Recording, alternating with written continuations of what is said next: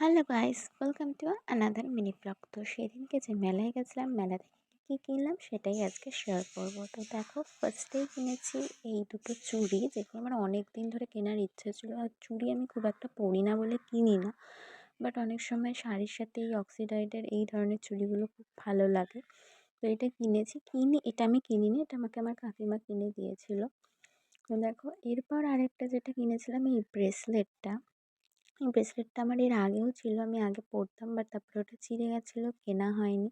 তো সেদিনকে মেলায় গিয়ে এটা চোখে পড়লো, খুব ভালো লাগছিলো, মাও বললো এটা বেশ ভালো লাগছে, তো এটাই নিলাম। তারপরে যেটা নিয়েছিলাম সেটা হচ্ছে ইয়াররিং। আমি কোনো জায়গায় যাবো আর ইয়াররিং নেবো না, সেটা তো হতেই পারে না।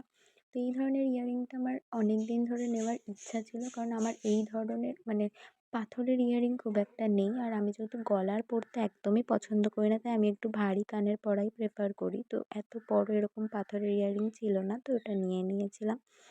আর নিয়েছিলাম এই দেখো, রাবার ব্যান্ডের প্যাকেটটা। তো এরকম কালারিং রাবার ব্যান্ড আমার খুব ভালো লাগে, কিউট কিউট হেয়ার স্টাইল করা যায়, করতে পারবো কি না জানি না, বাট ভালো লেগেছে, নিয়েছি।